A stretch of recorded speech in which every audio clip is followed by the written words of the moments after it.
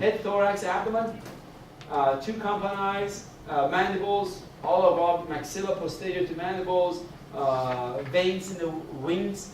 You saw it in the video. They have 3 ocelli. What is ocelli? Simple eye. Very good. 2 jointed antenna, prothorax, mesothorax, and metathorax. Nothing big deal. Segments of legs, coxa, trochanter. I've got to show you a picture of this, and we've got to go over this on the grasshopper. I would like you to know those structures. Okay, it matches the one in your textbook and the PowerPoints. So tibia tarsus, spiracles, we already talked about that. Sensory cerci, which is the hair projections. They can detect the vibration in the air. And, comparing a few things. Again, I don't have much to say there. Not much to say there. Here are the mouth parts that you do. So you do have this in your PowerPoints. It's not in your textbook anymore. It used to be in your textbook, but it's not in your textbook anymore. Labrum, okay, a mandible, right and left. Don't not worry about right and left. Just recognize it as a mandible. This is maxilla, which I talked about that. This is hypopharynx. You do have a neospine, and this is labrum, and this is maxilla. Again, do not worry about right and left on your slides. So you do have it. Order Diptera, the most important order. Diptera. All of them are important, but a lot of diseases are transmitted by this order. Let's go over some of those diseases. Orthoptera, I did not list any disease for you. They can transmit, like Toxoplasma gondii. The Toxoplasma gondii, in case of cockroach and other organisms that I list them for you, they can, Toxoplasma gondii oocysts grab the legs and they move it from the feces to the food of the animal or our food, so on and so forth. I hope I'm making some sense. Or eggs or other organisms that we study. Okay, let's go Diptera. Only one pair of wings, mesothorax, halters. I talked about that, halters a little bit, possibly vestigial. Holometabolous. These guys are holometabolous, complete metamorphosis. Egg, larva, pupa, adult. Okay, you do have spiral. How to tell flies from mosquito? There are a few things. Long 14 to 15 cm antenna. Elongated proboscis. Of course, mosquito have these. I'm listing the characteristics of mosquitoes for you. Fringes on scales, on wings, and little scales. That's what I mean by fringes. A true fly is written as 2 words, okay, such as horsefly, housefly. These are the true. What I mean by true flies, flies that belong to order Diptera, to class Insecta. That's what I mean. And then you have not real flies, and they get the, they do not belong. They're still Insecta, but they do not belong to Diptera. Am I making some sense? A little bit of technicality here. Dragonfly, mayfly. Okay, so these are the organisms that they do not belong to. Butterfly, another one. Butterfly, you write it with 1 word. It does not belong to order Diptera. Other one. Ideal targets for mosquitoes, people who are, one of the students gave a talk, and I thought I'd put it in a PowerPoint. Let's go over it. People who are frigidity tend to produce more carbon dioxide. People wearing dark collars, okay? People who have, dark collars is also for ticks as well. When they say you go to the woods and you want to repel ticks, wear white. Do not wear not white, but lighter collars. Same thing for mosquito. People who have smelly feet, I guess, I don't know. Study shows that some species of mosquitoes are attracted to Limburger cheese. Is that right? I never heard of that cheese. What type of, you guys eat it? Do you know what that is? So when you go camping, I guess, you don't want to take this type of cheese. More likely to bite during a full moon. I don't know. Some studies show that the bite rate increased by 500% during full moon. Diseases carried by Diptera. That's the stuff I would like you to know. You're taking this class because of diseases. Is that right? Okay, biological vector intermediate host of Diarrhea emetus. You studied that. Okay, dog arbor, Culex. We do have slide of Culex. Okay, Wuchereria bancrofti. Again, that Culex, that particular Culex, we do not have in the United States, but we do have that Culex that we have for Diarrhea. Plasmodium, Anopheles. We had it in US, they got rid of. There are different types of Anopheles in the US which transmit West Nile. You heard of West Nile, right? But equine encephalomyelitis, which is transmitted by Culex, that's a horse West Nile. Okay, it's in horses, but human West Nile appeared. It was eradicated from the United States, but it was brought over in 1990s, early 1990s. It was brought over. Okay, yellow fever. Some of these we didn't talk about. 80s. You do not have slide of 80s, but you do have. You have them in plasters, like there. Onchocercal virus, black fly, cymelium. We studied cymelium. We already talked about that.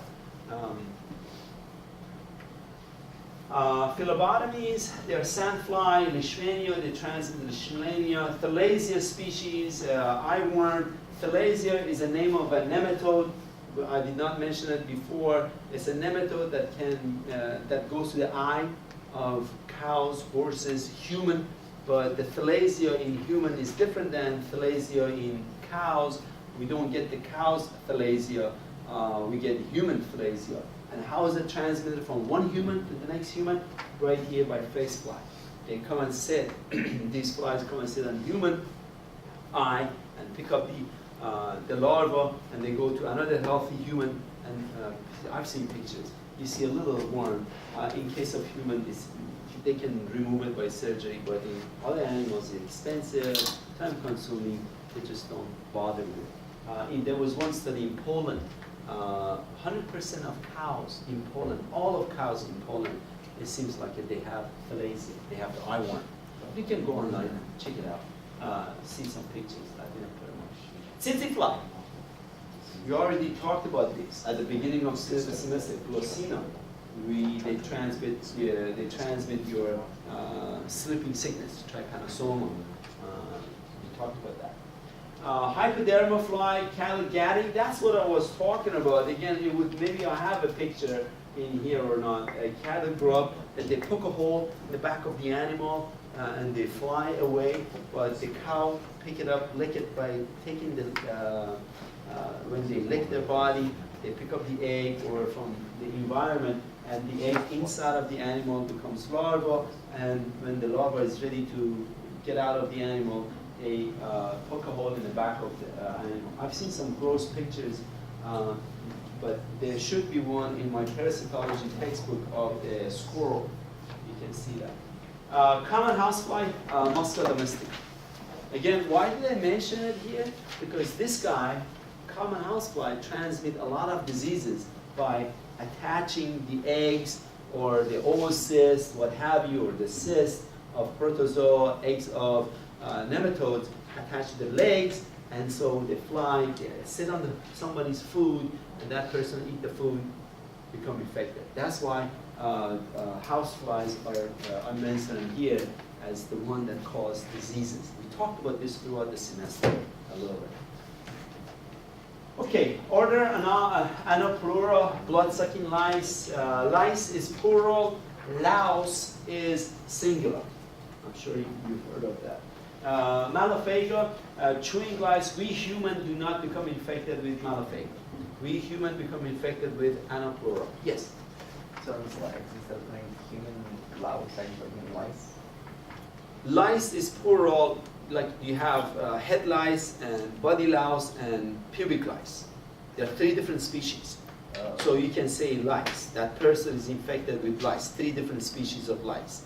But if you want to say that person is infected with, infested, I say infected, is infested with head louse, then head louse.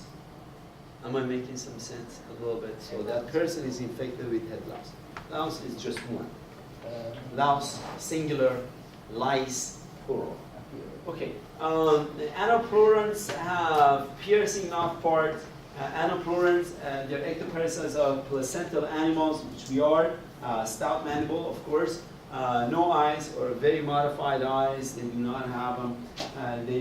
They both live in hairs, feathers of animals, and very host specific.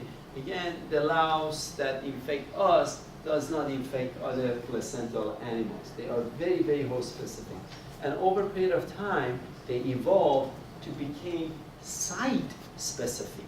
Not only infect us, but the head louse usually does not go to the attach to the parts of the body, or does not go to pubic hair. Pubic louse does not go to the hair. Okay, so over a period of time, these organisms became very, very site specific. Yes. When you're saying Infested. Sorry. Infested. Simple metamorphosis. Okay, we talked about the simple metamorphosis. Most of clean hair feathers except human body louse, which is pediculus humanus. Here is a picture of it, and there are some.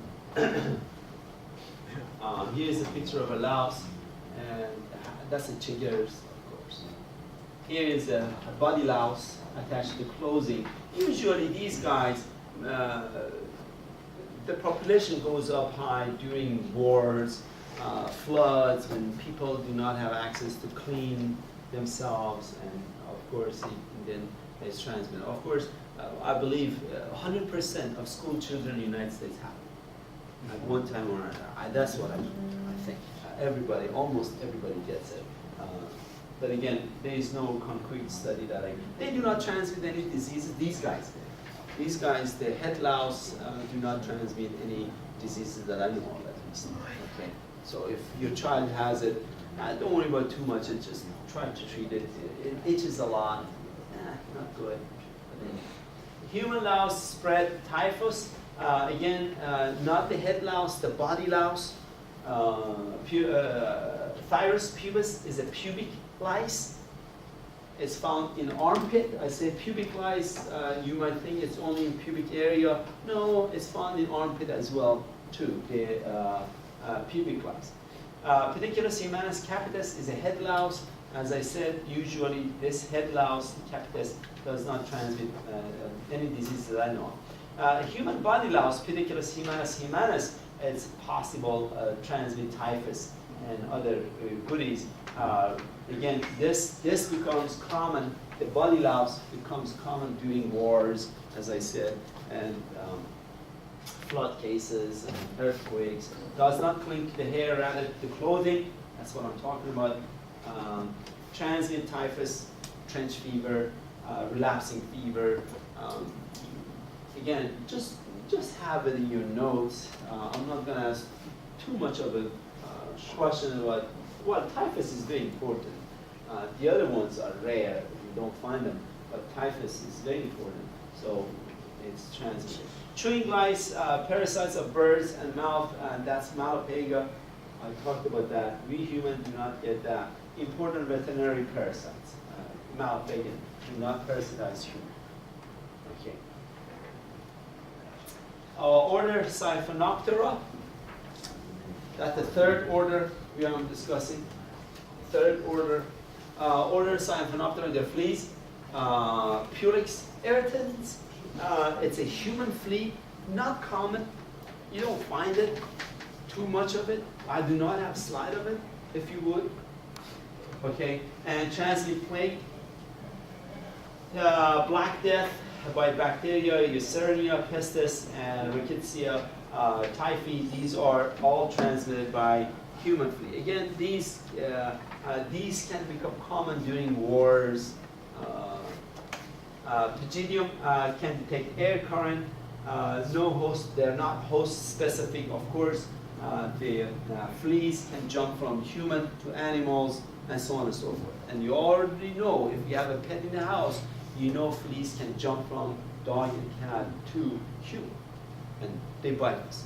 Of course, they do not transmit much of a disease except the tapeworm, but the bite can be harmful. Here we go. You do have slide of this. You have slide of tenocephalidates on your slide box. And intermediate host of canine tapeworm, Diplopoda canine. We already talked about that. Not for adults, for children. Okay, so they can transmit that.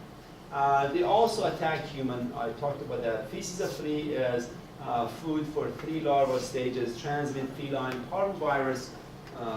This flea, tenocephalidate, cats can get them too. Don't think that's just for dogs. Place a few mothballs in your vacuum bag. I don't recommend it anymore. I used to do it myself because those mothballs, they don't put DDT in them. In the old days, they used to put DDT in them. But again, I'm not too fond of it to break this out. Order Hemiptera. These are the bugs. True bugs, anyhow. 2 pairs of wings, vestigial, a triangular shield between wings, 4 segmented antenna, simple metamorphosis. Don't worry about most of that information. Okay, this is what I want you to worry about. Reduvids.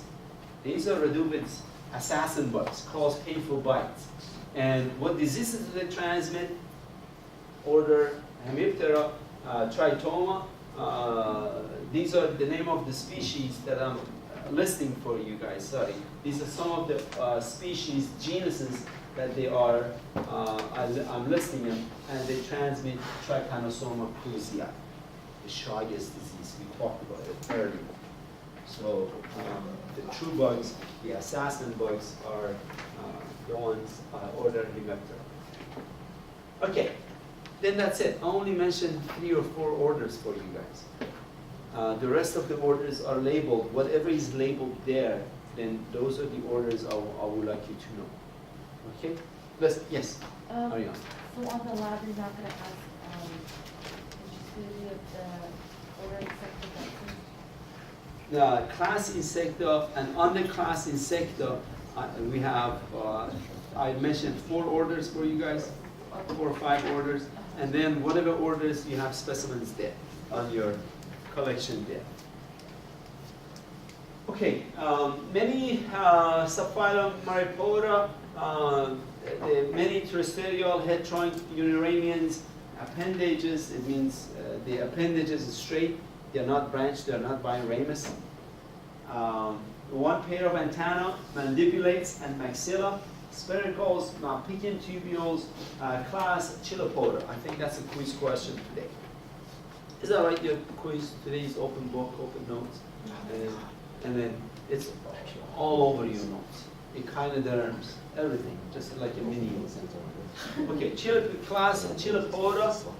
Centipedes have about 177 somites. Maybe poisonous, some of them. The ones that are from south of the border, from Mexico, can be poison, but the ones that are found in the United States, the centipedes, they are not. Usually they are not. And they crawl up from old bathtub of old houses for some reason or other. They come up from the bottom of the bathtubs, where the water goes down, they come from there. Okay, a pair of antennae, a pair of mandible, and 2 pairs of maxilla. Head has ocelli and compound eyes, of course. Direct development, young similar to the adult. They're carnivorous, of course. Class Diplopoda. Chilopoda and Diplopoda. Millipedes. They look like they have thousands of legs, but they don't. One of them that has most of the legs they have, one of the species that has maximum legs of 752. But it look like it. When you look at them, they look like they have 1,000 legs, but they don't. Most have fewer than 50. They do not have that many feet, but they have many appendages, spiracles on each somite, not as active as centipedes, and they need dark, moist places. Most are herbivorous, unlike the millipedes, these are herbivorous. Centipedes were carnivorous. And a pair of mandibles, and that's it. And that's all of the arthropods. You guys are following sleep. So I'm not going to go into echinoderms.